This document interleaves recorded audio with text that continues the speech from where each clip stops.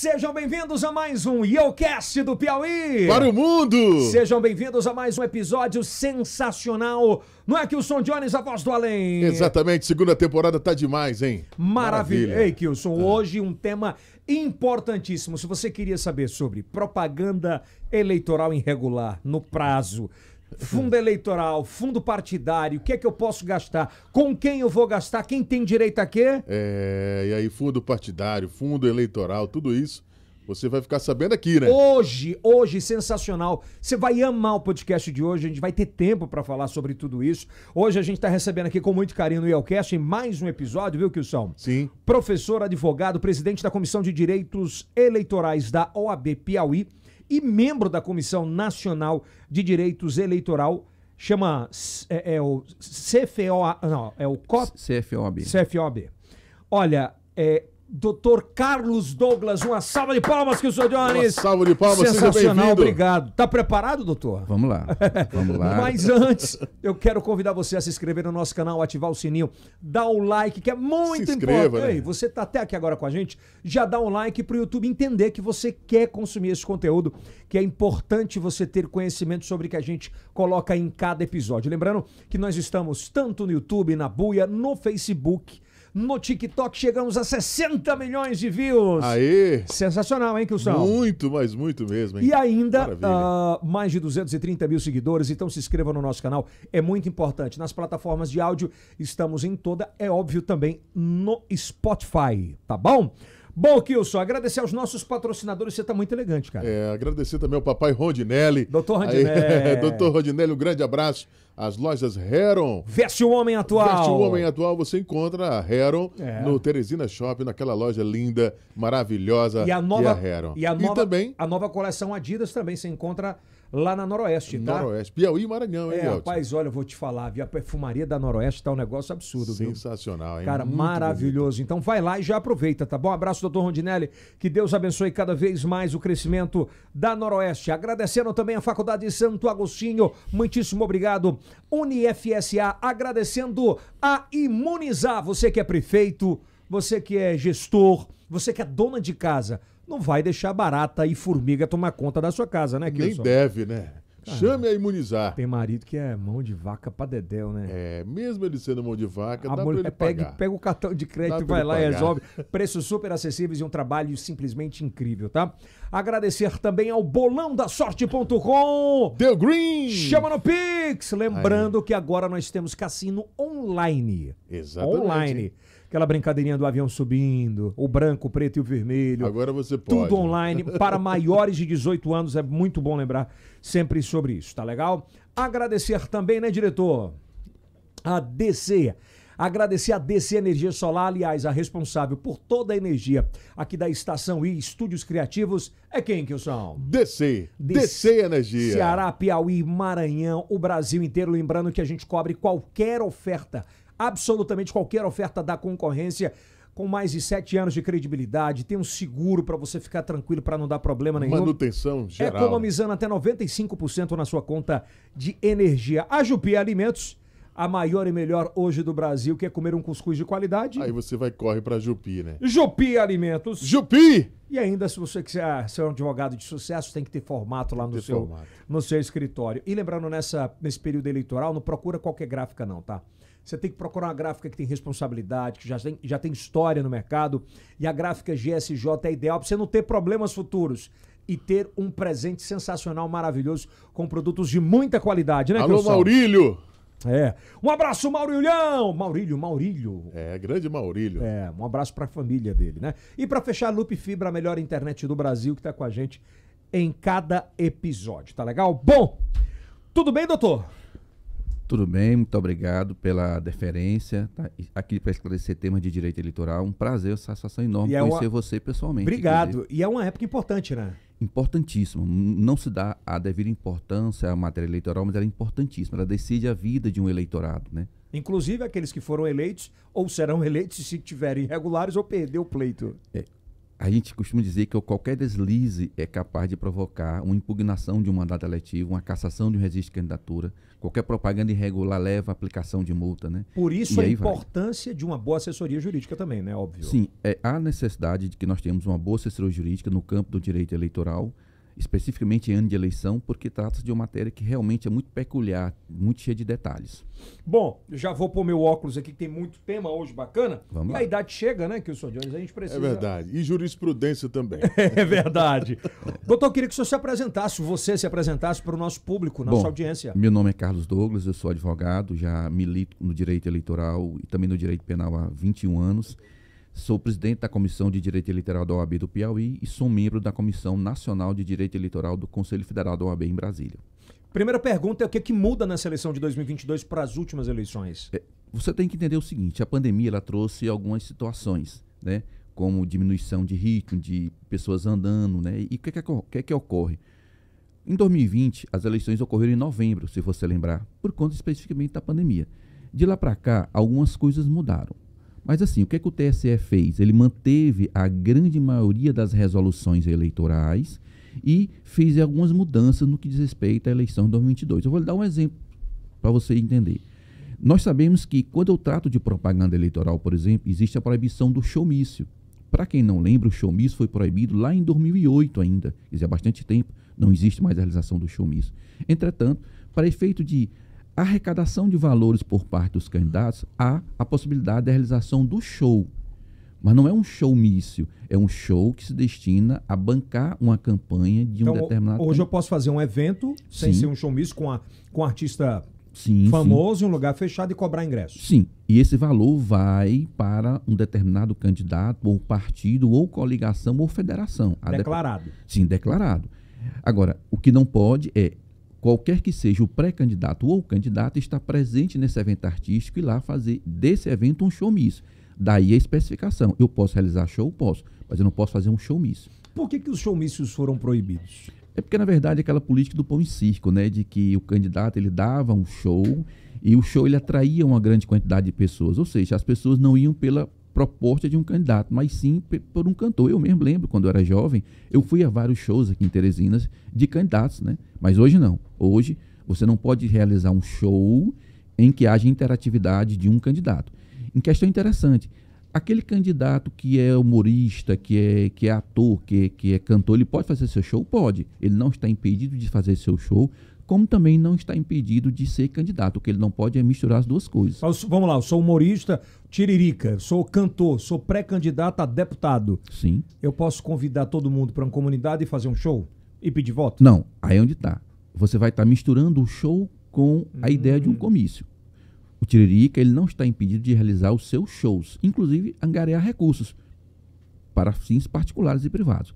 Entretanto, ele não pode, no show, fazer um ato político. E vice-versa, do ato político não fazer um show. Aí é a proibição do showmício. Mas o show para fim de arrecadação de valores, shows específicos, eu contratei um show de um determinado cantor para angariar recursos para minha campanha. Eu posso, sem nenhum problema. O que eu não posso é eu posso inclusive estar lá presente no show. Eu não posso é fazer daquele ato... Mas vamos lá, doutor. O cantor não pode, mas se a comunidade que vai assistir o show vai todo mundo com a camisa ou do Brasil, ou a camisa vermelha, ou a camisa de outro candidato, por exemplo. Aí você vai tocar no outro aspecto interessante, que é a questão da liberdade de expressão. Pois é. A gente tem decisões desde 2020 que dão a ideia de que o cidadão eleitor, ele pode se deslocar a qualquer local com a camisa que ele imaginar que seja, desde que não seja uma camisa de propaganda eleitoral, que é outra forma de vedação à propaganda. Por exemplo, interessante, falando na questão das mudanças, é que hoje a legislação permite que o candidato tenha a contratação de um cabo eleitoral. E o cabo eleitoral do candidato ele pode estar padronizado com uma camisa com a foto do candidato ou com a cor que simboliza o partido ou com a logomarca do partido. Mas não pode haver tudo isso pedindo voto. Então veja como existe... Não pode ter número? Não pode, número até pode, não pode é pedir voto. Tá? Então veja como... E quem é que vai controlar isso, doutor? Aí é onde está. Não tem como a gente controlar. Na verdade, a legislação ela proíbe. Ainda tem um detalhe. A legislação diz que toda vez que houver qualquer tipo de campanha irregular, há necessidade de que aquele candidato tenha um prévio conhecimento de que aquilo vai se realizar para que eu possa imputar a ele a responsabilidade, eventualmente pelo pagamento de uma multa, se for o caso. Então, o showmício não pode, mas o show pode. Uma outra questão interessante, só para finalizar, é essa questão também do PIX. Nós temos uma legislação específica que trata da questão da arrecadação de valores e da despesa de campanha eleitoral.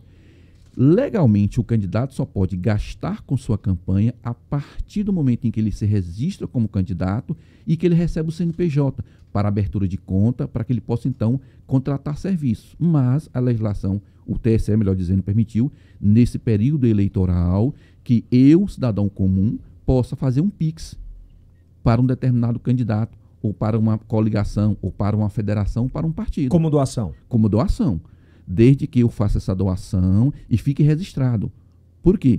Ah, mas você acabou de dizer que o candidato não pode gastar, que é outra coisa interessante. Como é que eu arrecado e não posso gastar? Sem nenhum problema.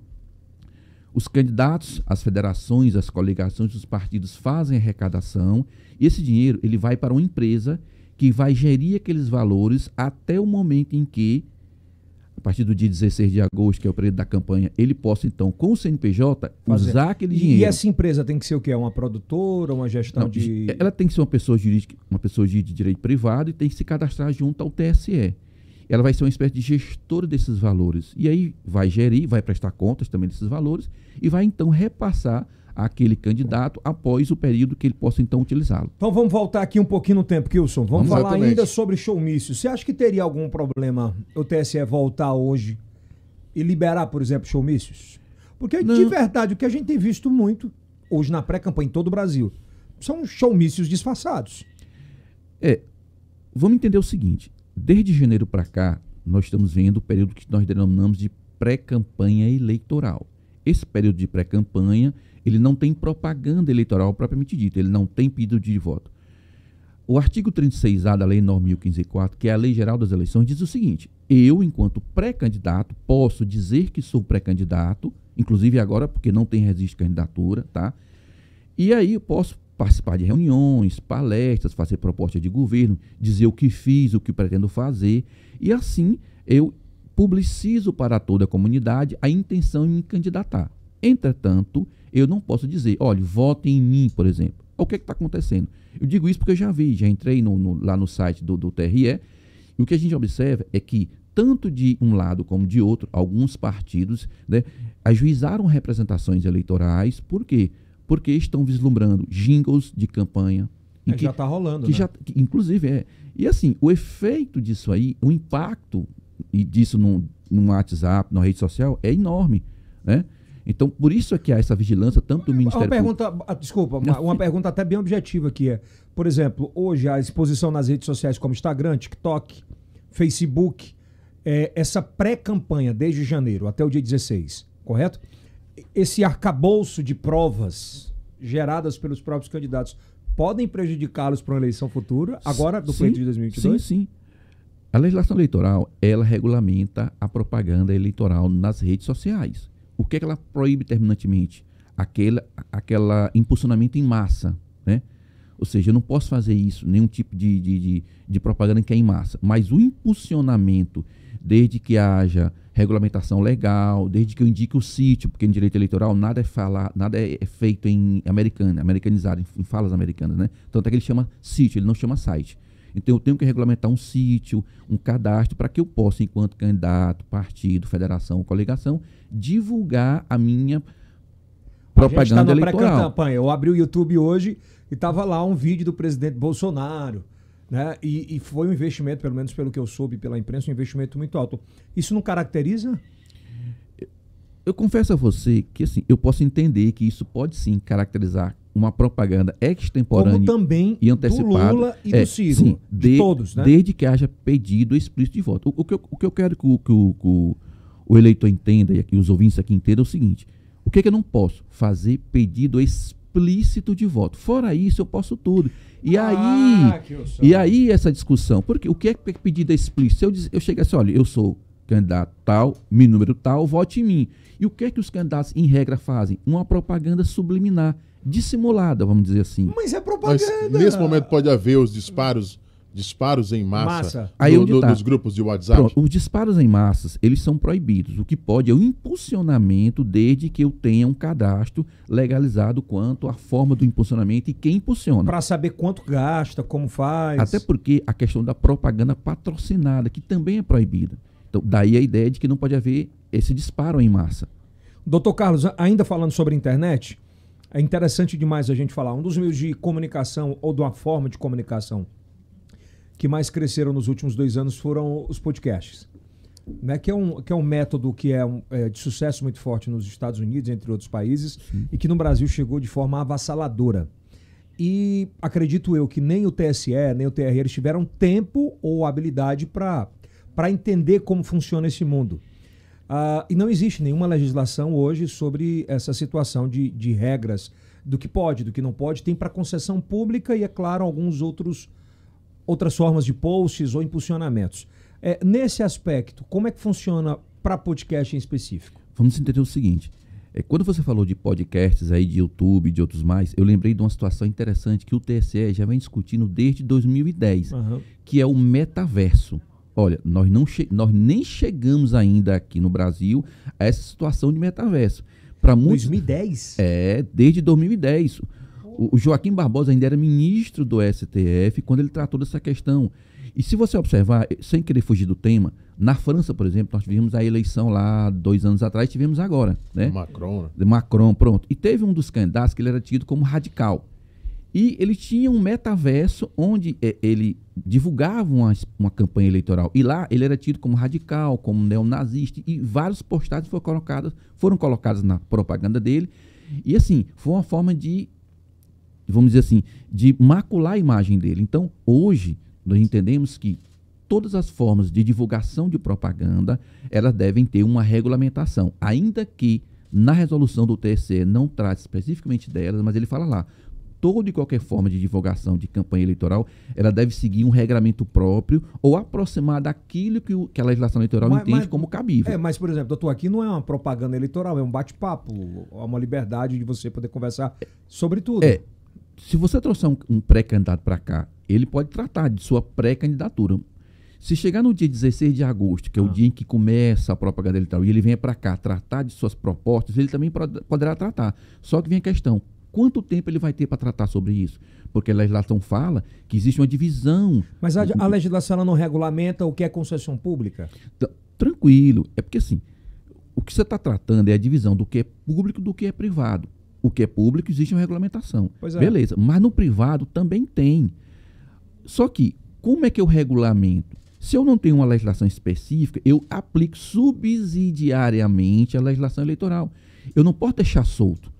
Porque se eu deixo solto, o que é que acontece? O candidato vai justamente para aquela área em que ele não há uma fiscalização. Mas e se esse podcast em específico, ele já vem de uma vibe de trazer todo mundo, de lado A, lado B, lado C, lado D? Mas isso aí é da democracia. Você pode trazer todos os candidatos. O que você vai ter que dirimir é o quanto do tempo que cada um vai falar. Então assim, vamos presumir que cada um tem 1 hora. Tá lindo. Tá lindo, tá tranquilo. Você trouxe o princípio da paridade das armas. Já vai. Então já vai, porque a oportunidade que você deu para A, você deu para o B, você deu para o C, mas, você deu para o D. Uma pergunta que eu tenho dúvida sobre isso. Por exemplo, mas eu não tenho uma obrigação de trazer, como na concessão pública, quem vai enviar, quem vem dar entrevista é o partido, quem vai enviar, quem vem participar é o partido? Não.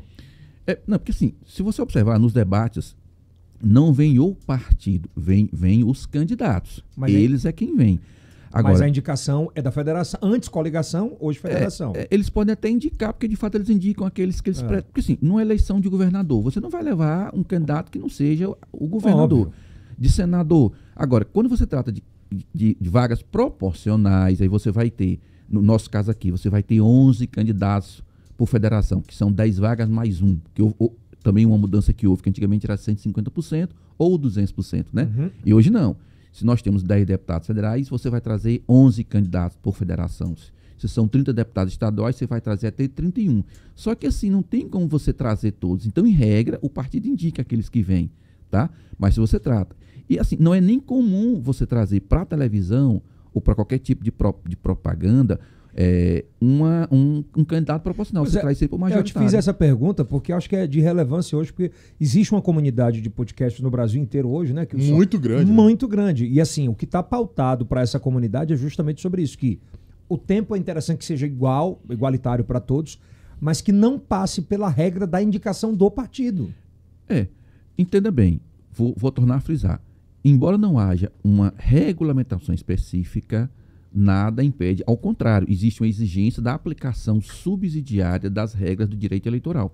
Certamente, se porventura você não der a mesma oportunidade para os candidatos entre si, aquele que vem se sentir prejudicado vai ajuizar uma representação contra você e contra o Por exemplo, candidato. aqui no IELCast a gente vai fazer a semana do deputado federal, a semana do deputado estadual, a semana do senador, a semana dos governadores. A gente vai trazer, óbvio, governadores são poucos, a gente consegue trazer todo mundo. Todo mundo. Né? Todo mundo. Deputado federal tem todo mundo, mas de cada parte e destinar mais ou menos o tempo interessante. Das federações. E vai ser ao vivo, não vai ter como ser. Vai ser gravado, vai ser ao vivo. Desde que você dê oportunidade para todos, né? todos, não há nenhum problema. E quando eu digo oportunidade, tanto de vir como de falar no cômputo do tempo, das perguntas, para que não haja nenhum tipo de desigualdade entre eles, para que isso não resulte em eventual aplicação de multa diante de uma representação.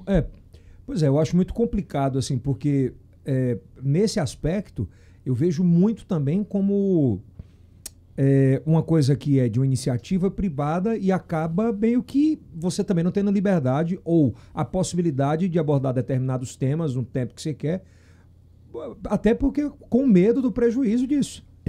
Eu vou mais além. Quando você trata da questão do direito privado em si, mas é uma empresa, é um podcast, é um YouTube, não é nada que seja uma concessão, né? Mas assim, quer queira, quer não, você quando funciona, você tem alguma regulamentação pela Anatel. Pela Anatel não. Não? Não, nada. Mas assim, quem que regulamenta as telecomunicações no Brasil? Eu só imagino, sabe o que, doutor? Por exemplo, como é que hoje o Tribunal Regional Eleitoral e o TSE regulamentam, por exemplo, os canais de política. Que já vem fazendo política há muito tempo. É uma pergunta que eu tenho, é curiosidade, na verdade, sobre isso. É porque, como eu falei para você, quando eu trato de redes sociais e metaverso, por exemplo, YouTube, é tudo muito novo. E pra assim, todo mundo. E o pior é que é para todo mundo realmente. É como eu lhe disse, quando eu tratei do metaverso, é porque muita gente, mas o que é metaverso? Né? Isso foi discutido, inclusive, nós temos todo ano o CONCIPOL, que é um Congresso de Ciência Política, né? E aí, inclusive de uma representante, que eu não vou falar o nome aqui, porque ela é deputada federal, né? Mas assim... Mas pode falar, doutor, tranquilo, de boa. Assim, a Margarete Coelho, por exemplo, ela tem o CONCIPOL, que ela sempre participa, né? Nós temos outros, nós temos o Edson Oliveira, que é juiz substituto do TRE, nós temos a Georgia, que é advogada eleitoral. E assim, o que a gente vê nas discussões do CONCIPOL, inclusive, justamente sobre a questão da aplicação das redes sociais. Nós tivemos até uma palestra com um assessor, parece, do ministro Fachin, que ele é o chefe da tecnologia de informática lá do TSE, discutindo justamente sobre essa questão do metaverso, né? E da utilização das redes sociais na internet, que é um campo, o que a gente vislumbra no futuro é que a propaganda eleitoral com utilização de material gráfico, ele vai acabar, ela vai deixar de existir.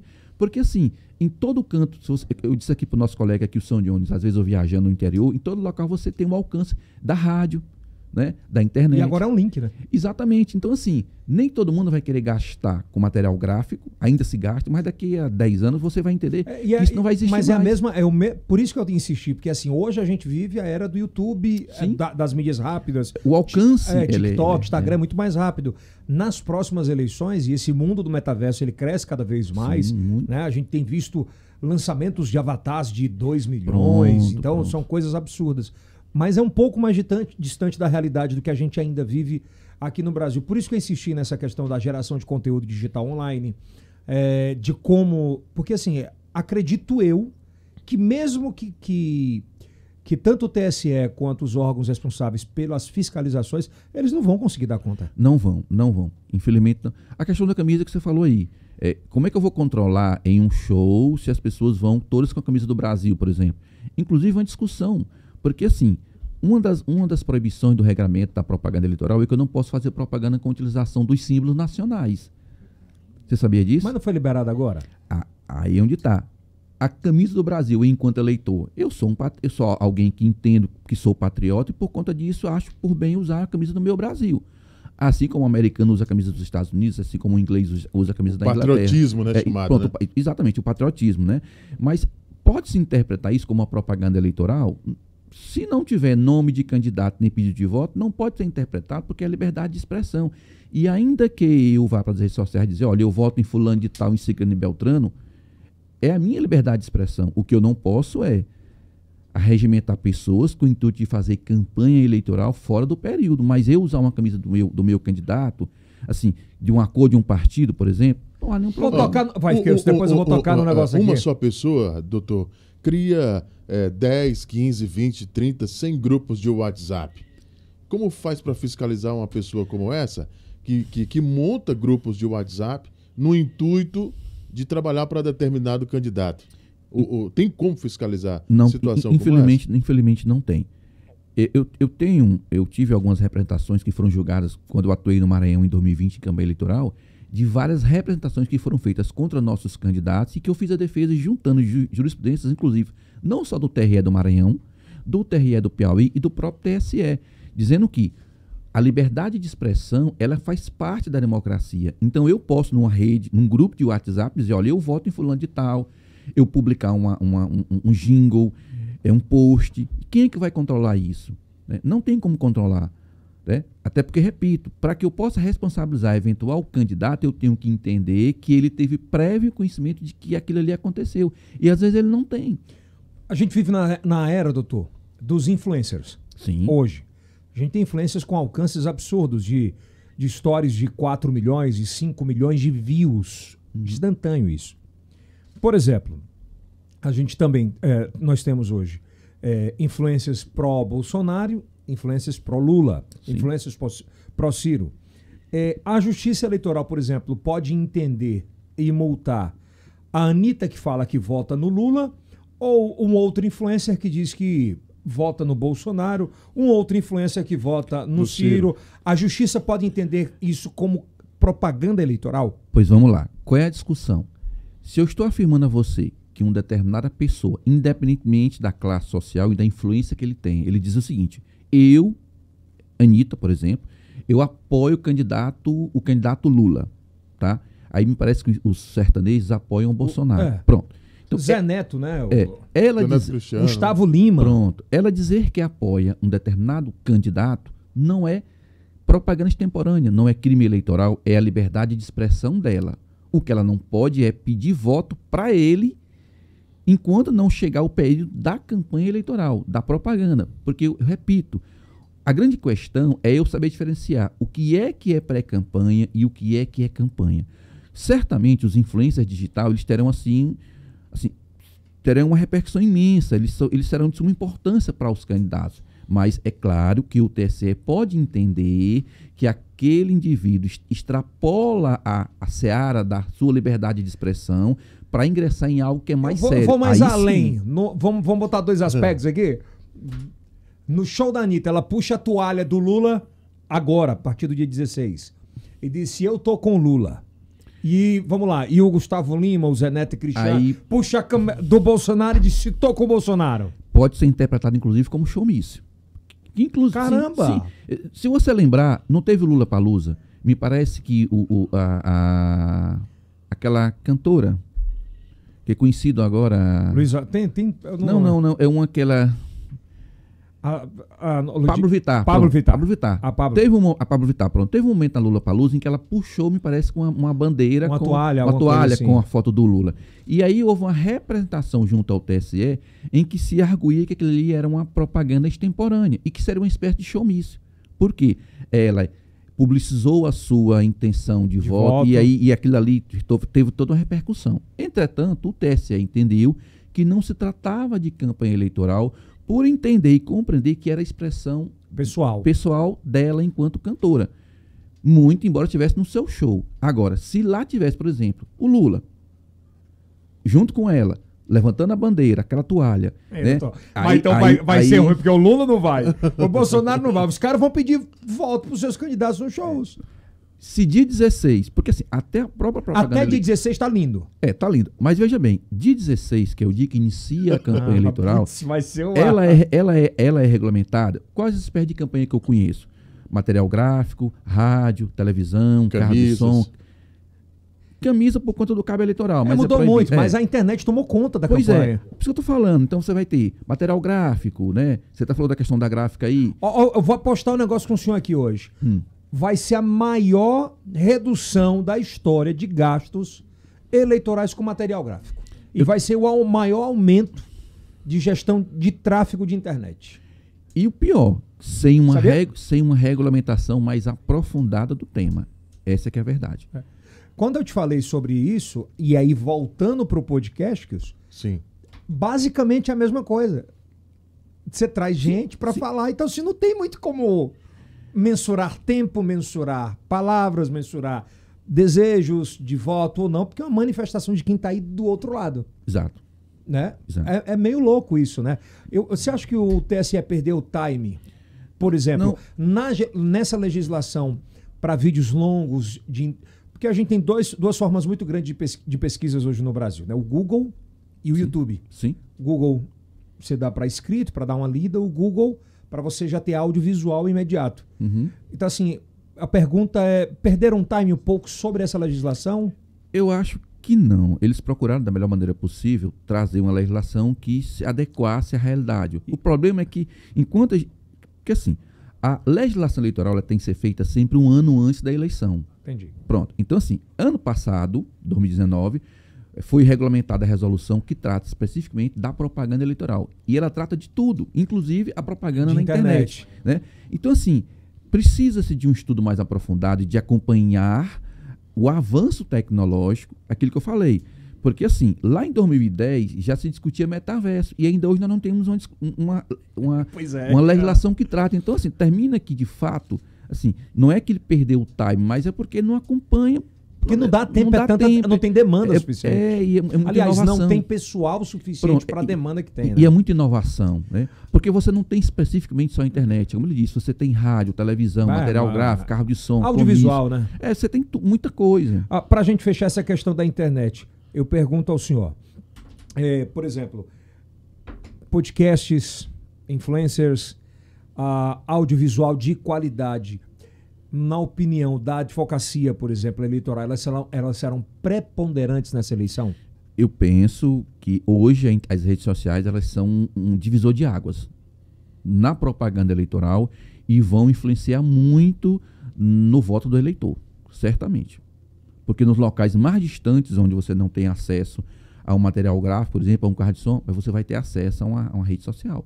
Então o alcance ele é imensurável, é inimaginável. Então, realmente, de fato, as redes sociais irão definir muito essa questão. Mesmo com toda essa situação das redes sociais, a gente vê, como foi na última eleição, a porta das escolas com os santinhos, né? Jogados no dia, né? Como é que fica aquela situação toda? Interessante, só em relação a essa questão da propaganda em material gráfico, a gente sabe que no dia da eleição eu não posso, de maneira alguma, assim, proporcionar a distribuição de material gráfico de campanha eleitoral. Mas se você observar, inclusive... O famoso santinho. Se você for na porta das escolas, dos locais de votação, você não consegue nem andar com tanto material. E aí, o que aconteceu? Na eleição de 2020, eu digo isso porque eu atuei muito no Maranhão, eu tive que fazer 18 defesas por ações juizadas pelo Ministério Público Eleitoral por conta de propaganda eleitoral jogada, né? Disponibilizada, principalmente na frente das escolas.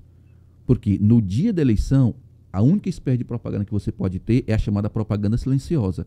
Aquela em que o eleitor vai lá com a sua camisa, com a sua praguinha, com o seu adesivo, com a sua bandeira, e não há nenhum tipo de barulho, daí o nome, propaganda silenciosa. Mas eles aproveitam para simplesmente disseminar essas propagandas, esse material que é todo jogado nesses locais de votação. E a fiscalização sobre isso? Bom, compete ao Ministério Público Eleitoral, bem como aos partidos que estão ali entre si concorrendo, para que protocolem representações eleitorais na Justiça Eleitoral, né? Pedindo, primeiramente, a aplicação de multa por conta dessa propaganda que é proibida. Eu soube ontem, eu gosto muito de drones, né? E o Brasil bateu recorde, pelo menos foi esse o dado que eu recebi em um grupo, de compra de drones acho que nas últimas 6 semanas. E estudam usar os drones para distribuição de santinhos no dia da eleição. Antes, porque é muito mais difícil de fiscalizar, tá no ar, você acaba soltando, tem dispositivo para isso, e nós não temos contingente suficiente para fiscalização. Mas se o Ministério Público, quem quer que, na condição de eleitor, candidato, venha vislumbrar essa espécie de distribuição de material de propaganda, pode sim, desde que ele filme, tá? Ele filmando, ele tendo como comprovar visualmente. Pode prejudicar o candidato? Pode, ele pode avisar a apresentação. E se o candidato de oposição fizer de sacanagem e botar lá? Bom... Aí não é louco? Porque assim... Não é louco. Compete àquele que representa o ônus da prova. Ele vai ter que, então, olha, eu estou representando, estou provando que candidato A, eu na condição de candidato B, mas o candidato A, ele jogou os santinhos mediante drone. E se ele provar a origem do drone, quem fez, porque alguém vai ter que estar ali. Pois é, agora o problema é esse, como é que vai provar? Mas assim, é bom porque a gente está numa tecnologia totalmente diferente do que era, né? Abre esse espaço, essas discussões são importantes porque você abre espaço para várias interpretações. E eu digo a você, cada situação dessa é sempre uma situação nova. Total. Que a Justiça Eleitoral não tem costume com isso, de lidar. Isso eu lhe digo, você pode ter certeza. Aliás, aqui embaixo já vai deixando outros temas, porque a nossa intenção é uma vez por semana trazer advogados, especialistas nessa área, para ir tirando dúvidas do dia a dia para os candidatos, inclusive, né? Sim. Vamos partir agora, Kilson, para o tema... Quer fazer uma logo? Uma pergunta, doutor, com relação ao PIX. A compra de votos tem se dado, pelo menos a gente escuta falar a respeito do PIX. Tem como controlar? Estão comprando voto no PIX. No PIX. Uma vez, eu lembro, que o São Jones, um aluno me perguntou o seguinte, se o crime de furto e roubo ele tinha sofrido uma mudança. Eu disse, olha, se você observar hoje, o furto que é feito através dos aplicativos de celular, ele não deixou de ser furto, né? O estelionato não deixou de ser estelionato. O que acontece é que a utilização da tecnologia para a prática do crime. A compra de voto, está lá no artigo 299 do Código Eleitoral, sempre foi crime. Inclusive muito combatido. Pode levar à cassação, inclusive, de um mandato, tá? Dependendo se essa compra impactar. Dependendo do PIX. Impactar. Porque assim, em síntese, no primeiro momento você fala a questão primeiramente do crime. Então, é crime eleitoral comprar voto? E responde tanto quem compra como quem vende, tá? E quem agencia. Não é só quem recebe, não. A liderança que indicou. Todos envoltos no comportamento criminoso respondem. Responde quem comprou, responde quem vendeu, responde quem agenciou. Isso dá cadeia ou multa? Dá. Os dois? Para todos que estão envolvidos no... Não, dá cadeia ou multa? Da cadeia, mas assim, em regra, como são penas que não superam 4 anos, a justiça determina a substituição de uma pena privativa de liberdade para ativa de direito. Mas assim, respondendo sua questão, sua indagação, que São Jones, o PIX, na verdade, ele foi disponibilizado para que eu possa fazer uma doação para um candidato. Entretanto, e aí daí a discussão, nada impede que aquele que pretenda comprar ou vender voto utilize o PIX para compra e venda de voto. Agora, é arriscado. Por quê? Aquele que comprou ou aquele que vendeu, o PIX ele tem um comprovante. Então, assim, e se eu comprovar que aquele PIX foi para compra de voto? Claro que quem comprou não vai dizer que comprou e quem vendeu não vai dizer que vendeu, né? Vendeu, né? Mas, se houver comprovação de que esses depósitos... esses depósitos tá lá registrado. Era muito comum, a gente via muitos interiores, a questão do santinho com a cédula dentro. Cinquentinha. Que agora é inflacionário, né? Isso era muito comum. A Polícia Federal aprendia muito, né? É muito. Tivemos até casos em Parnaíba lá, né? TCO, aí o cara faz TCO. Exatamente. Mas com essa evolução tecnológica, pode ser que utilize o PIX. O ideal é que não utilize. Pior que fica muito registrado, né? Porque o meio de prova, o PIX vai ser o meio de prova de que alguém fez uma transferência e alguém recebeu. Doutor, se alguém quiser comprar voto em PIX, vai dar M. Vai dar M, vai dar problema. Sem sombra de dúvida. Sem sombra de dúvida. Mesmo que o cara disse, não, eu vou depositar um dinheiro na conta, na boca do caixa, você vai lá e no dia faz o PIX para esse. Alguém vai ser responsabilizado. Pré-agendado. Interessante que na justiça a gente encontra várias formas e meios infelizmente, de se tentar burlar. Eu uma vez me deparei com uma situação em que um determinado pré-candidato, porque nós sabemos que a pessoa física, que o São Jones, ela pode fazer doações para um candidato. Eu, pessoa física, posso doar até R$1.000 para o São Jones, caso ele seja candidato. Eu, pessoa física. Eu vou lá e faço uma doação. Existe esse teto, doutor? Sim, existe um teto. Hoje deve estar algo em torno de R$1.100, R$1.200. Então eu vou lá e faço um depósito na conta do São Jones, tá? Dizendo que estou doando para ele. Então o que é que uma vez um candidato fez? Ele simplesmente pegou e fez com que eleitor doasse R$1.000 em sua campanha, 200 eleitores, o que totalizou R$200 mil. É uma doação de campanha, é legal que o eleitor venha doar, mas lá na frente a discussão é em saber se aquela doação do eleitor era espontânea ou se ele, eleitor, recebeu do candidato aquele R$1.000 para simular uma doação, né? E foi um processo emblemático que gerou assim, um constrangimento enorme, porque teve que levar as pessoas para prestar depoimento, né? Então, assim, pode acontecer? Pode. O ideal é que não aconteça. Tem que ficar preocupado com isso, né? Também. Bom, agora vamos entender, doutor, o que é que pode e o que é que não pode nesse pleito de 2022. Nós éramos acostumados com outdoor, showmício. Há muito tempo não pode. Mas eu tô falando de antes mesmo, Sim, sim. lá atrás, né? Em 2009, 2008 podia, outdoor, showmício, isso foi evoluindo. Foi evoluindo. Dessa última para agora, quais foram as mudanças audiovisual e também gráfica, principalmente gráficas e audiovisual, né? Vamos lá. 2012, 2013, 2015 foram as chamadas reformas profundas no direito eleitoral. Foi a partir daí que eles trouxeram algumas mudanças que ainda hoje se conservam. Então, o que é que eu posso, enquanto propaganda eleitoral, especificamente propaganda? Aí eu falei, carro de som, comício, material gráfico, internet, pesquisas eleitorais, trio elétrico, tudo isso aí eu posso, tá? Dentro de um regramento. Carro de som, de 8 da manhã às 10 da noite. O que é que mudou para o carro de som? Ele não pode mais, se você observar antigamente, você tinha ali um evento, o carro de som passava o dia anunciando, vai ter um comício na localidade e tal, não era assim? Era. Hoje não mais. O carro de som ele vai ter que ficar somente no local onde ocorreu o evento. Então pode carro de som ainda? Lá no local do evento. Tinha carro de som que virava madrugada. Não, é porque na verdade ele só poderia até às 22 horas, como ainda hoje, das 8 da manhã às 22 horas. Mas no interior é complicado. E ainda tem um detalhe. Antigamente era muito comum as brigas.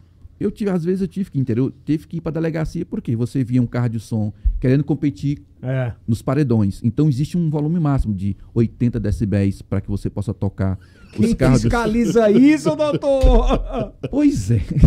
É porque assim, na prática a gente entende e acha que isso não acontece, mas quem milita com o direito eleitoral no dia a dia, isso acontece. Eu vou dar exemplo. Esse regramento, né? Sim, eu tive uma eleição no interior do estado do Piauí em 2020. Agora, né? Agora, né? Porque eu não tive como estar não tem como estar em vários locais ao mesmo tempo. E lá, o Ministério Público ele tinha um aparelho chamado deciberímetro. Para que serve? Para medir justamente a amplitude do som. Então o promotor ia lá, disse, olha, se você aumentar... Aí o que acontecia? Quando o promotor saiu, o pessoal aumentava. Quando o promotor voltava, o pessoal... Quer dizer, mas isso era... Qual era o tamanho da cidade? Era grande. No interior, como é que faz? Bom, nem todo mundo tem um deciberímetro. Pois é. O que é que compete a você? Representar junto ao Ministério, junto à Justiça Eleitoral, porque vai ser sempre assim. É um regramento e... É porque assim, Edson, a prática é uma, infelizmente a prática é uma, a teoria é outra. Total, eu digo isso sem sombra de dúvida. O que é que acontece? A gente sabe que as multas são aplicadas, elas vão de 5 mil a 25 mil FIIs. Então assim, toda vez que alguém é multado, ela dobra. Eu fui multado em 5, na próxima vai ser 10, na próxima vai ser 20, na próxima vai ser 40, na próxima vai ser 80. E eu lhe digo, eleição 2016, você ter ideia, 2016 para governador do estado, teve um partido aqui que ele usava a propaganda institucional como propaganda eleitoral. E ele foi multado em mais de R$300 mil. Bom, pagou? Eu não sei. Eles recorrem em primeira instância, segunda instância, vão até o TSE, conseguem até reduzir e depois parcelam essa multa.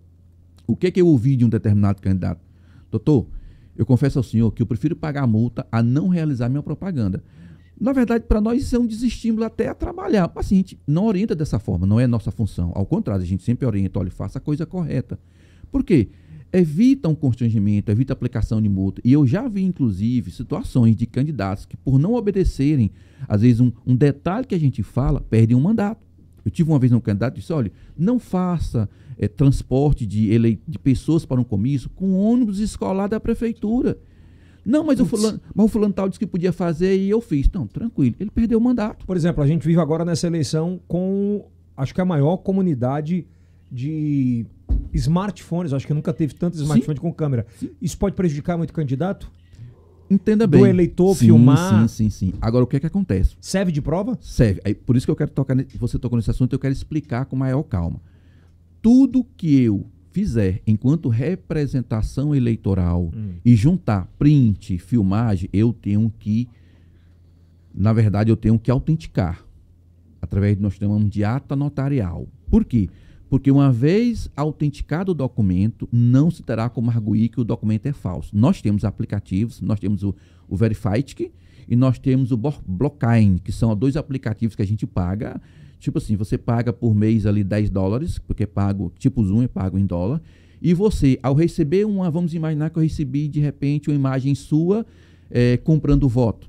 Ou imagem minha mandando abastecer. Exatamente. Se eu filmar aquilo ali, ou fizer um print e autenticar dentro do aplicativo, porque ele é interpretado como algo que tem fé pública, pronto, ali não há que se dizer, é uma montagem, por exemplo. Serve na legislação nacional. Não só serve, como é utilizado. Está na lei, está na lei. É uma forma de fiscalizar. Ou seja, veja... Eu já estou vendo o corte. O aplicativo que vai mudar a eleição. Mas ele tem lá, desde 2018 ele já é utilizado. Mas pouca gente tem conhecimento disso, doutor. É porque, na verdade, quem não milita com a matéria, assim, não tem. Mas, assim, se você observar, como é que a gente utilizava no passado? Era usando o Código de Processo Civil. Pegava microfilmagem, o famoso negativo, levava para lá, fazia perícia. Quantas e quantas vezes? Vamos fazer perícia. Doutor, nunca imaginei, isso eu não sabia. Sim. Isso é um aplicativo que você baixa no telefone. Sim, no seu telefone. Mas só pode advogado. Não, qualquer pessoa pode baixar. Ele é um meio de prova onde você comprova uma documentação. Pois é, isso que eu estou falando, de ambas as partes. Eu estou aqui do lado X ou do lado Y. Qualquer pessoa. Eu vou lhe dar um exemplo.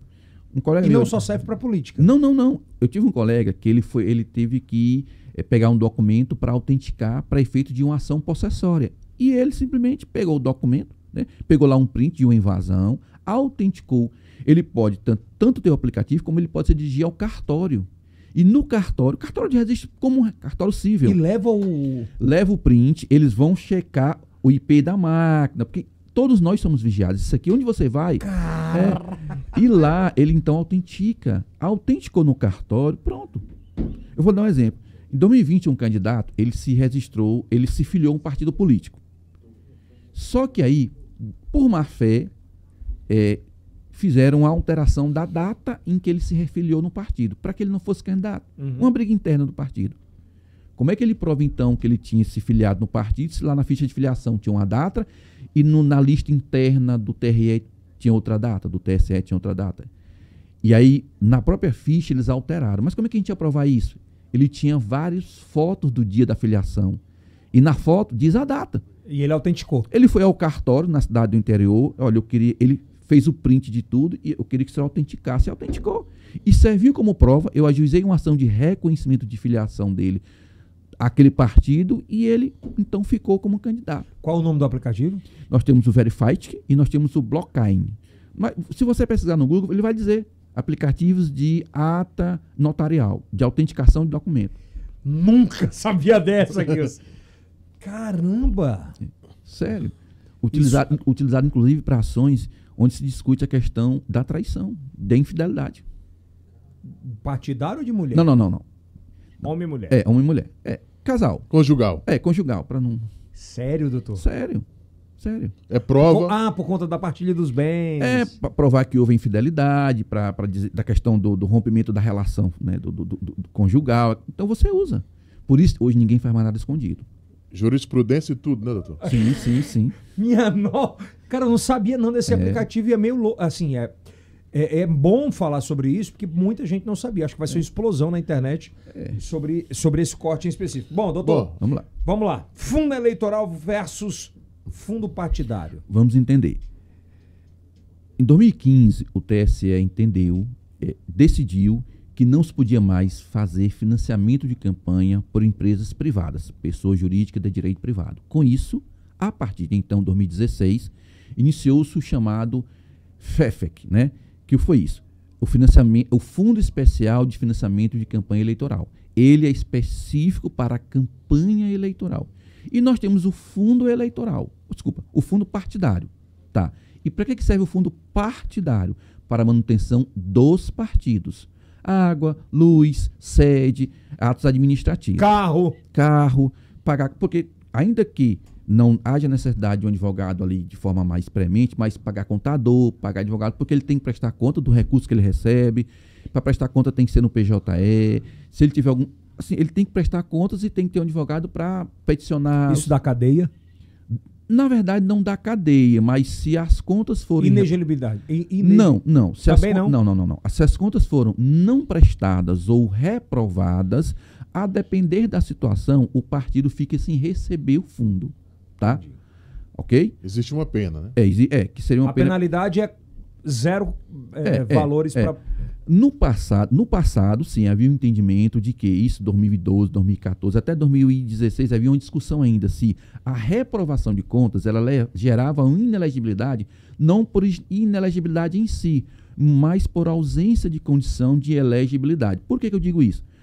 Uma das regras para que eu possa me candidatar são as chamadas condições de elegibilidade. Aí eu tenho lá a nacionalidade, a idade, a filiação partidária, o domicílio eleitoral, o alistamento e o pleno gozo dos direitos políticos. E nele se enquadra a chamada quitação eleitoral. Então, quando as contas foram reprovadas, você não conseguia a certidão de quitação eleitoral. Consequentemente, você não pode se candidatar. Não por inelegibilidade, mas por ausência de condição de elegibilidade. Que loucura. É muita informação. Porque é muito específica e realmente tem que ser... Eu queria que você falasse ainda sobre essa diferença de o que é que vem em termos de reais, né? Agora para essa eleição, né? O fundo eleitoral e o fundo partidário. Deixa eu abrir mais essa pergunta. O que é de direito para homens, mulheres, negros, enfim? Uma das alterações da legislação também no tocante à questão da divisão dos valores. Vamos lá. O TSE estabelece o valor que cada um pode gastar. Por exemplo, o governador vai poder gastar um valor, o presidente um valor, deputado federal um valor, deputado estadual um valor, senador um valor. Existe um limite, um teto máximo que ele pode gastar. Tá? E aí, qual é esse teto? Vai depender muito do que o TSE estipula, né? Eu confesso que eu não leio. O valor repassado. Na verdade, existe um valor que é repassado, uma planilha desses valores eles vão receber. Do tamanho dos partidos. Exatamente, de acordo com a representatividade. Na Câmara Federal. Pronto, beleza. Então, assim... É por isso que é tão importante ter deputado federal? Eu acho que é importante ter todos, né? O federal, porque todos vão receber. Sim, mas a quantidade de números, né? De deputados. É importante também, né? Porque isso, inclusive, impacta não só na questão do recebimento de verbas, mas também, inclusive, no tempo de TV, de rádio e TV. Por isso é que eu estou falando. De fato, é de suma importância. Mas vamos lá. Então, assim, eles recebem esses valores. E eles só podem gastar a partir do momento em que eles se registrarem como candidatos, receberem um CNPJ e abrirem uma conta. Dali, eles podem, então, gastar. E veja que questão interessante, que muita gente não se atenta. E eu discuti isso muito, porque se a gente observar, os partidos só deixam para fazer as suas convenções perto do final do prazo, que é lá pelo dia 5 de agosto, que é o último dia. O registro de candidatura é do dia 6 de agosto ao dia 15.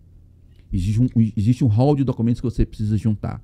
Aí o que acontece? Eles se registram, mas quando vão abrir a conta, já é, às vezes, uma semana depois, 15 dias depois. E essa conta, às vezes, demora para que você abra, porque o que é que diz a lei? Eu tenho que abrir a conta num dia, 48 horas a conta já tem que estar aberta, com CNPJ e tudo. E os caras não fazem isso. Então, o que eu orientei na eleição 2020? Olha, façam as convenções o quanto antes para que vocês possam ter tempo de abrir a conta. Por quê? O que aconteceu lá em Pernambuco, na época daquele candidato, foi pré-candidato a presidente, que ele até morreu no acidente de avião? Agora falei o nome.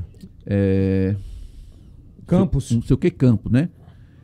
Eduardo Campos. Eduardo Campos, pronto. O que aconteceu com ele? Ele foi candidato antes a governador do estado de Pernambuco. Então ele fez a convenção dele, foi a primeira convenção. Ele teve tempo hábil para se inscrever como candidato, abrir conta bancária, porque depois que ele se registra, ele pode abrir a conta. Abriu conta bancária, o que aconteceu? No dia 16, Pernambuco amanheceu toda com material de propaganda eleitoral. E os outros, mas como é que ele conseguiu? Porque ele se antecipou. Então, não é vantagem você deixar, como eu vejo aí, alguns partidos, eu vou deixar minha convenção para o último dia. Você está perdendo tempo. Por quê? Você vai ter que atrás da documentação de cada candidato, registrar, esperar o registro para receber o CNPJ para abrir a conta. Se já tá tudo ok. Você já se antecipa para que você possa resolver logo tudo, entendeu? A questão é essa. Então, assim, tem que se antecipar. Eles gastam. E detalhe interessante, Kilson Jones, ainda que o candidato venha a renunciar, ainda que o candidato não gaste um centavo, ainda que o candidato venha a falecer, existe a obrigatoriedade da prestação de contas. E muita gente não sabe disso. Ah, mas eu renunciei minha candidatura, como aconteceu num candidato a prefeito lá no sul do Piauí. Doutor, mas eu renunciei, não pensei que houvesse necessidade de eu prestar contas. Ah, sim. Ah, doutor, mas eu não gastei R$1, mas você tem que prestar contas ainda. Agora, uma outra situação também é a participação das mulheres. 30% continua sendo 30% dessa verba que tem que ser destinada. E está tendo uma briga mulheres. grande, inclusive, sobre isso. Aí vamos lá. Nós sabemos que nós temos uma porcentagem de cota de gênero. E muita gente se equivoca. O que é que o povo pensa? Deixa eu só fazer uma adenda para a gente ter números exatos, né? Eu não vou falar aqui a gente não sabe, mas vamos imaginar que seja... Vamos imaginar, né? Que sejam R$100 mil. Vamos trabalhar com essa... Pronto, com a hipótese, né? Então, assim... Embora partido, né, Kilson? Você seja R$100 mil. O que é que acontece? Nós temos que entender que dentro do FEFEC, 30% daquele valor ele é destinado a uma candidatura de gênero, no caso as mulheres. Então tem que ir para elas esses valores. E detalhe, as candidatas a deputado federal, para essa eleição, elas vão receber esse valor em dobro. Em dobro. Está na legislação. Por quê? Para que, na verdade, possam ter uma melhor condição de acesso às mulheres a uma candidatura. Então, nesse caso, aspas, 100 mil, ela receberia 30 mais 30? Exatamente. 60 mil. Exatamente. E quem gera isso? O partido, ele vai ter que dividir... O presidente do partido é que vai dizer para onde vai? Não, entenda. As candidatas, lá a deputada federal, especificamente elas, e negras, né, e também as mulheres, elas vão receber em dobro as verbas eleitorais. Somente uma vez, só vai ser esse ano, tá? Por quê? Uma forma de incentivar a candidatura feminina, incentivar a candidatura negra. O empoderamento, né? Pronto, essa é a ideia. Agora vamos lá. No que eu trato da questão de registro de candidatura, não é de valores, aí sim. Por que você chegou nessa ideia de 30%, 70%? Muita gente se equivoca ao imaginar o seguinte, olha, eu tenho que ter 70% de candidatos homem e 30% mulher. Não é isso. Eu tenho que ter 70% de um gênero e 30% de outro gênero. Eu posso, inclusive, ter meio a meio, a questão da paridade. Lá na OAB, existe a paridade. Os conselheiros federais, na verdade, lá existe uma mulher a mais que um homem. Lá são 83, né? Lá são, parece, 45, 41, 40... mais ou menos isso. Eu sei que uma mulher a mais. Tá? Então, aqui na eleição, eu vou ter o quê? 30% vai ser de um sexo e 70% vai ser de outro sexo. Eu vou voltar... O gênero, como eu vou voltar agora ainda para esse assunto que eu acho que é muito pertinente. Eu tenho visto muitas candidatas se reclamarem porque não sabem. Elas reclamam, Kilson, porque não sabem quanto vão receber, o que vai receber. Porque ainda nesse jogo todo, você não sabe quem é o responsável para destinar. Então vamos lá. Se um partido recebe R$100 mil, partido não, federação. Se for proporcional, tem que ser federação. Então, a federação recebeu R$100 mil. Pronto. A cota de gênero é 30 mais 30. Para esse pleito. Somente para isso. Somente para esse pleito. Dá 60. 60 mil. Sim. Como é que eu distribuo esses 60 mil e quem que ordena a distribuição? Geralmente o partido ele tem um tesoureiro, né? E aí a diretoria do partido, ele vai organizar essa distribuição desses valores. Ele vai dizer, olha, vai tanto... Inclusive, parece que está tendo um problema agora aí num partido, né? Hoje eu assistindo agora meio-dia, porque me parece MDB. Eu não quero entrar aqui em particularidade de cada partido, mas assim, parece que ele não vai ter candidato a deputado federal e, consequentemente, parece que, ou não queria, eu não sei, pelo que eu entendi, alguns candidatos descontentes com essa divisão, ou com a não divisão, né? Parece que o tesoureiro, parece que o Marcelo Cartes deu uma entrevista dizendo, não, vai haver a divisão, a gente vai ter um critério de divisão. Então, assim, existe de fato esse critério. Agora, como é que esse critério funciona? Aí quem manda é o partido? Quem manda é o partido. Não é... Essa subjetividade da divisão aí, o certo é que ele... Eu vou fazer fica a critério do partido. Eu vou fazer agora o que o cara lá do interior quer perguntar. Vem cá, quem vai receber mais é quem tem mais possibilidade de voto e quem vai receber menos é quem não tem? Assim, a ideia que se tem é que aquele que seja igualitário. É que existe uma paridade, né? Agora, qual metodologia que cada partido vai utilizar, se aquele candidato A tem mais chance de se eleger, aquele candidato B não. Doutor, deixa eu te fazer uma pergunta de verdade aqui, pela experiência que você tem. Como presidente de partido, eu posso ajudar quem eu quero? Nesse tema? E não chega a ser... Assim, o correto era que não fosse dessa forma. Sim, mas é uma pergunta bem objetiva, mesmo assim, bem limpo e seco. É pior que pode. Pode. Eu sou presidente, eu vou dar tanto mais pra você, que eu tenho mais... E na prática... Cara! E na prática... E é público esse dinheiro. E na prática isso acontece. Total. Acontece, infelizmente, assim... Como a gente fica... Tem punição pra isso? Tem. Moral ou ilegal? Se comprovado. É porque existe uma prestação de conta por parte do partido. O partido vai ter que prestar contas, né? Caraca, que louco. E aí ele vai ter que dizer, olha, eu dei tanto para fulano, tanto para cicrano. Por isso essa briga toda para as presidências de partidos. Eu prefiro não entrar muito nessa não, tudo bem, que... Mas é muito bom você ter falado sobre isso, porque abre um leque na cabeça do cidadão, dos pré-candidatos, dos candidatos, porque muitas vezes não são orientados a isso. Assim, o que a legislação regulamenta é que cada candidato tenha, ou que receba o seu quinhão, ou que receba o seu valor, para que o partido distribua isonomicamente para todos, né? Se isso acontece, bom, aí realmente a gente fica meio... Qual é o conselho que você poderia dar para um candidato para assinar papel? Ele tem que ler, primeiramente ler. A gente já viu algumas situações, não só aqui, mas em vários estados da federação, de candidatas que foram convocadas a comparecer à Polícia Federal. Por quê? Porque lá ela recebido o valor tal e ela no depoimento disse que não tinha recebido nada. Mas assinou. Mas assinou que recebeu, né? Porque você imagina, de repente, um candidato, olha, eu fiz minha campanha, eu não gastei nada, e como é que você apareceu com material gráfico? Ou então, que você tem material gráfico se você na prestação de conta disse que você não gastou nada? Eu quero agora falar, doutor, com relação ao direito de resposta. Como é que funciona o direito de resposta? Para fechar aqui, porque esse tema, né, que isso não dá para a gente fazer num programa. Não dá. Não dá, então a gente vai ter outros episódios. Mas para a gente fechar, o direito de resposta. Uma das formas que os candidatos têm de fazer a defesa de determinadas acusações é o direito de resposta. Geralmente, como é que isso acontece? Toda vez que algum candidato tem colocado, por exemplo, uma desinformação, que nós chamamos de fake news, ele tem direito de, primeiro, representar pedindo a retirada daquele material por ser falso, por ser, às vezes até é verdadeiro, mas é contraditório, é descontextualizado, porque Sim. Fake news, a gente pensa que fake news é só colocar mentira, né? Mas não, na verdade, há tanto a desinformação por uma descontextualização de uma verdade, que às vezes é falada no passado, mas é usada no presente, ou uma montagem que realmente é falsa. Isso aí leva à ideia de que um candidato represente contra aquele que faz essa prática e que ainda assim também requeira em uma outra ação o direito de resposta, para que ele possa responder aquilo que contra ele foi falado. Ele vai ter o direito de resposta na mesma página, nos mesmos moldes, nas mesmas durações, ou seja, cumprindo todos os requisitos que são inerentes àquela resposta que ele pretende falar. E claro, sob multas, sobre uma série de punições. Sim, com aplicação de multa e tudo. Doutor, para fechar essa nossa a primeira participação, espero que você venha mais vezes aqui. Para a gente fechar, sobre os debates para 2022, mudam ou muda a legislação em relação ao último? Não. Continua a mesma, os mesmos regramentos para o debate continuam, tá? Rádio, TV... Porque o debate é uma forma de propaganda eleitoral, tá? De divulgação, de contradição, de debate de ideias, mas tá lá, tal qual rádio, TV, material gráfico, carro de som, comício, showmício. Tem que seguir a regra. Tem que seguir a regra.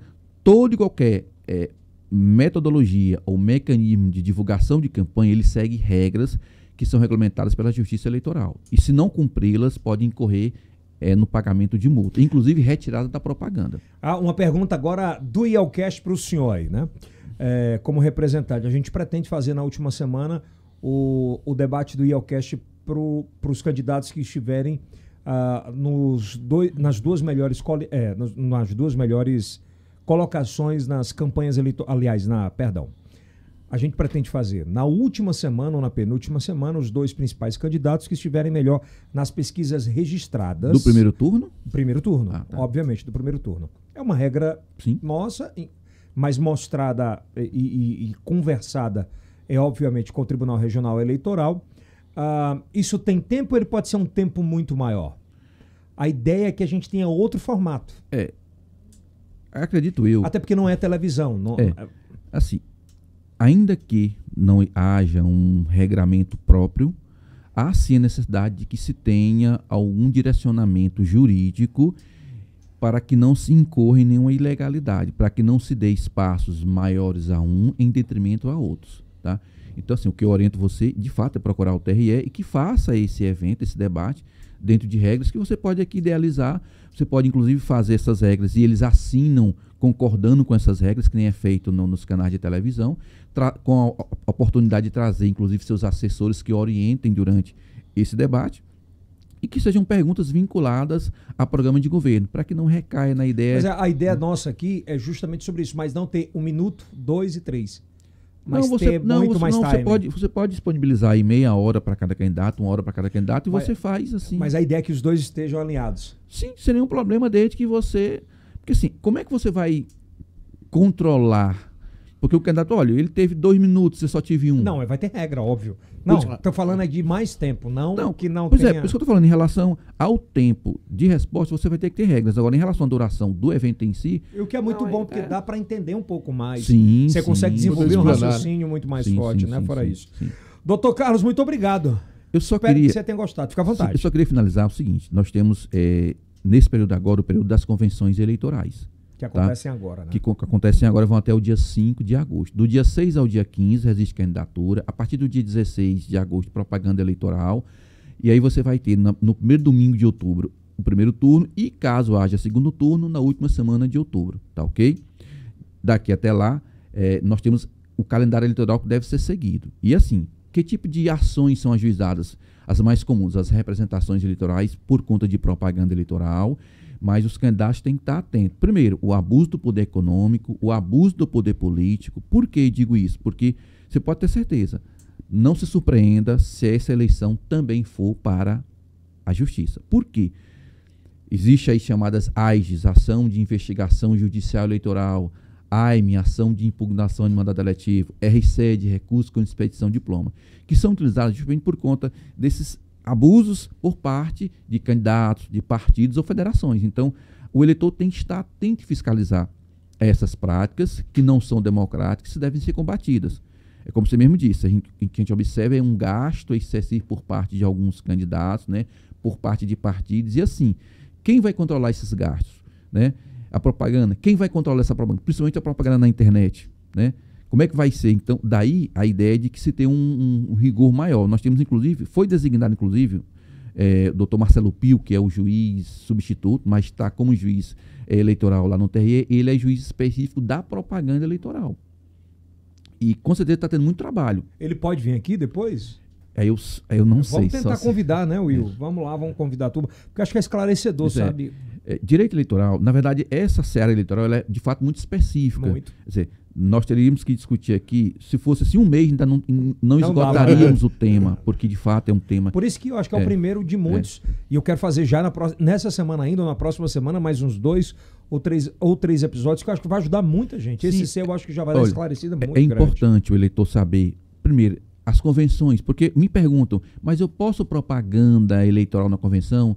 Porque há essa confusão. Por exemplo, no local da convenção eleitoral, via de regra, são prédios particulares, mas nada obstacula, não há nenhum óbice que a convenção seja feita num prédio público. É a única exceção à regra, porque a regra geral é que propaganda eleitoral não pode ser realizada em bem público, nem bem de uso da coletividade. Não pode ter propaganda, por exemplo, em hospital, em táxi, em Uber, em ônibus, em casa de... Não pode em Uber? Não, porque ele é um bem de uso da coletividade, ele serve como meio de transporte. Não pode ter propaganda em nenhum tipo de bem público. Camisa de mototáxi. Mas a convenção eleitoral, ela pode ser realizada em um bem público. Aí o que acontece? Nos arredores desse local, você vai ter bandeira, você vai ter... Plenarinho de assembleia, de Câmara Municipal. Aí você vai ter isso aí tudo. Então, assim, ao encerrar a convenção, tem que recolher todo o material de propaganda, porque a propaganda eleitoral ainda não começou. Tá? É Por isso frisar. É que as artes que são utilizadas hoje nas pré-campanhas, elas não podem ser utilizadas na pós... E aqueles jingle nada pode ser utilizado. Nada. Quando você falou da gráfica aí, de um patrocinador, o interessante é que todo o material gráfico, ele tem que ter o CNPJ ou o CPF, ou da federação, ou do partido, ou do candidato, ou da coligação. Depois de homologada. Exatamente, CNPJ ou CPF. Inclusive o número de tiragem. Para quê? Para que se controle a quantidade desse material de propaganda. Não só a quantidade, mas o gasto que é efetivado com essa propaganda. E evoluiu muito isso. Evoluiu muito nas últimas eleições. Então, como você me disse, é muito. Como você agora me falou, na internet, como é que dá? Aí é complicado. Na gráfica você consegue. Interessante que ele diz assim: é proibido, né, a questão da emissão em massa, né? Daquela divulgação de massa. Não pode. Mas o impulsionamento ele pode, desde que ele tenha um registro. Mas assim, são detalhes. Mas vamos lá, rapidinho, só para fechar. Se eu tiver 1 milhão, tiver o registro, quiser, é legalizado, eu recebi de doação, quiser impulsionar, eu posso? R$1 milhão? Aham, no YouTube. Não, porque eu tenho que entender que esse valor não pode superar o teto máximo do gasto de campanha. 500 mil. Vai depender de qual cargo você é candidato. Tudo depende disso. Tudo depende disso, porque... Mas se eu quiser ir no teto máximo... Sim, todos os meus gastos são vinculados. Você lembra de deputado federal quanto é? Não, não, mas ficou algo em torno de 2 milhões. Para deputado federal? Para federal estadual parece que 1.200.000. Mas para internet? Não, para todo o gasto de campanha. Não dá para discutir sobre isso. Por isso que eu estou falando. Doutor Carlos, muito obrigado. Espero que você tenha gostado desse bate-papo. Gostei demais de estar presente aqui, discutir, né?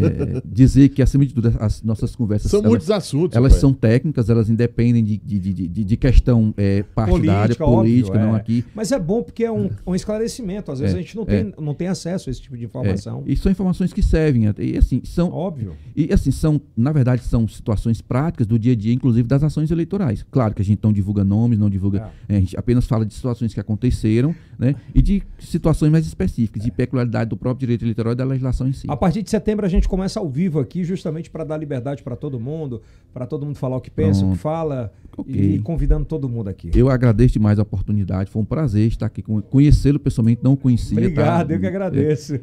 Seja bem-vindo mais vezes. Ok, agradeço que são de hoje também. Valeu, Kilson! Ok. Até o próximo episódio. E agora tá preparado para maratona? Agora vai ter uma maratona grande aí, hein? Agora sim. Setembro e outubro, vamos que vamos, né? Ao vivo. Tá bom? Obrigado. Isso aí é o Cast. Aproveita o próximo episódio que vai aparecer aqui em cima. E seja sempre bem-vindo. Dá aquele like, ativa o sininho e marca os melhores amigos. E também os melhores inimigos. E perdeu o time! Porque eles sempre vão lá, né? Os melhores inimigos. Obrigado. Isso é o Cast.